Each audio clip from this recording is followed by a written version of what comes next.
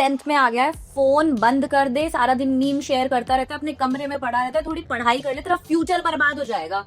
इसका फोन बंद है और कल से हम ये भी हटवा देंगे कि इंटरनेट का कनेक्शन कोई जरूरत नहीं है, ठीक है ना। अगर 10th में हो तो सोच लो कि तुम्हारा फ्यूचर बर्बाद हो सकता है अगर यही हरकतें रही तुम्हारी तो। क्लास 10 सुनते ऐसा लगता है ना कोई हॉरर मूवी शुरू हो गई है। तो क्या क्लास 10 सच में इतनी डिफिकल्ट है या ये भी एक और मिथ है यार क्लास 10 के बारे में। हाय एवरीवन, मैं हूँ आपकी भूमिका चौहान एंड आज हम बात करने वाले हैं एक ऐसे टॉपिक की जो हर क्लास 10 स्टूडेंट के दिमाग में घूमता रहता है, और वो क्या है, क्लास 10 सच में इतना मुश्किल है कि लोगों ने सिर्फ इसके बारे में बहुत सारी अफवाहें फैला रखी है। सो let's talk about some real stories, some real struggles and some truth bombs। अमन नाम का एक स्टूडेंट था मेरा, ठीक है, और वो ना 9th क्लास में एवरेज स्टूडेंट था, स्कूल जाता था, थोड़ा पढ़ाई करता था, थोड़ा इंस्टा, थोड़ा क्रिकेट, बढ़िया जिंदगी चल रही थी उसकी। बट जैसे ही क्लास 10 स्टार्ट हुई ना तो घर का माहौल एकदम चेंज। मम्मी कह लगे कि भाई एग्जाम है, आज से फोन बंद। पापा बोले कि ना वो पड़ोसी ने 5-5 ट्यूशन लगा रखे, तू भी लगा ले, तुझे क्या लगता है हम तेरे को ट्यूशन नहीं लगाएंगे। और स्कूल में टीचर्स अलग बोल रहे थे कि अब तो सीरियस हो जाओ नालायको, कब तक यही सब चलता रहेगा तुम्हारा। लेकिन अमन ना ये सब सुन के बहुत कंफ्यूज हो रहा था और वो इतना ज्यादा प्रेशर फील कर रहा था कि उसे यूं समझ नहीं आ रहा था मैं कौन सा सब्जेक्ट उठाऊं, कौन सा छोड़ दूं, नोट्स बनाऊं, प्रीवियस ईयर सॉल्व करूं, 12 घंटे पढूं, एनसीईआरटी याद करूं, सैंपल पेपर लिखूं। मैं स्टूडेंट हूँ यार, मेरे को अभी 10th में हूँ, मेरा बचपन मत छीनो मुझसे, ये हालत थी। फिर एक दिन अमन ने ब्रेक लिया, बोले सबकी मैं बहुत सुन रहा हूँ पर अब मैं अपनी करूँ, मैं मेरा जो मन कर रहा है ना मैं वो ट्राई करके देखता हूँ।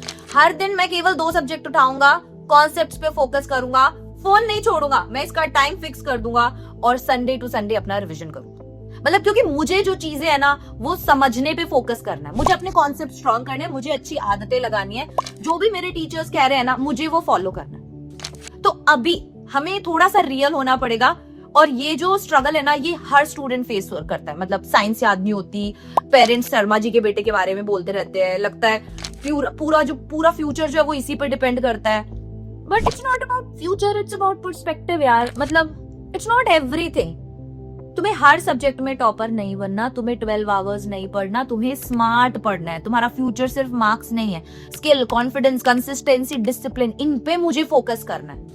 तो डर के क्लास 10th नहीं पार करनी, हमें प्लान करके क्लास 10th पार करनी है। तो अगर अभी तुम कंफ्यूज हो ना तो सबसे पहली चीज ये ट्राई करो कि तुम अपने वीक और स्ट्रॉन्ग सब्जेक्ट्स को पहले ही पता कर लो, ठीक है। अपने दिन में अपना टाइम फिक्स कर लो कि भाई मैं ट्यूशन कब जाता हूँ, मैं कोचिंग कब जाता हूँ, मुझे सेल्फ स्टडी का कितना टाइम मिल पाता है। लेकिन इन सब में तुम्हें तुम्हारे दोस्तों के लिए, खेलने के लिए भी टाइम निकालना है, फैमिली के लिए भी टाइम निकालना है, ठीक है। तो इन सब चीजों को हम सैक्रिफाइस नहीं करेंगे क्योंकि क्लास 10th इंपॉर्टेंट है बट हमारी लाइफ से इंपॉर्टेंट नहीं है।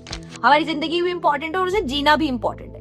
तो हम क्या करेंगे, हम जो आपको सलाह देते रहते हैं कि भाई एनसीईआरटी पढ़नी है लेकिन कैसे पढ़नी है, रेफरेंस बुक्स फॉलो करनी है लेकिन कैसे करनी है, ट्यूशन, कोचिंग, ऑनलाइन स्टडीज को कैसे मैनेज करना है, ठीक है, अपने सेल्फ स्टडी के लिए टाइम कैसे निकालना है।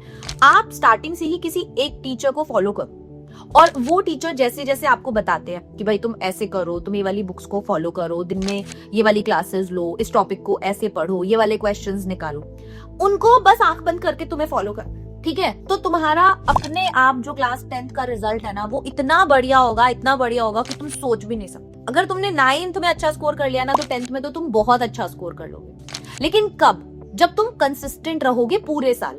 अगर तुम ये सोच रहे हो कि एग्जाम के कुछ दिन पहले ही मैं बहुत ज्यादा पढ़ के और अच्छे मार्क्स ले आऊंगा, तो तुम ये सोचो कि अगर तुम पूरे साल पढ़ लोगे तो कितने अच्छे मार्क्स ले आओगे और कितने अच्छे कॉन्सेप्ट्स तुम्हारे हो जाएंगे, ठीक है। तो कंफ्यूजन नहीं रखना है हमें पूरे साल, हमें स्टार्टिंग में ही फाइनल कर लेना है कि मेरी ये रेफरेंस बुक्स है जो मैं फॉलो करने वाला हूँ, मेरा टारगेट बोर्ड्स एग्जाम है या मेरा टारगेट कॉम्पिटिटिव एग्जाम है, ये भी तुम्हें स्टार्टिंग से पता होना चाहिए।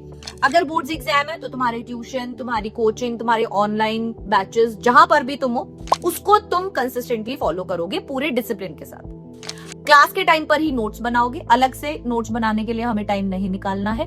और अपना सेल्फ स्टडी का जो टाइम होगा उसके अंदर ये होमवर्क, नोट्स और बाकी के वापस से लेक्चर देखना नहीं।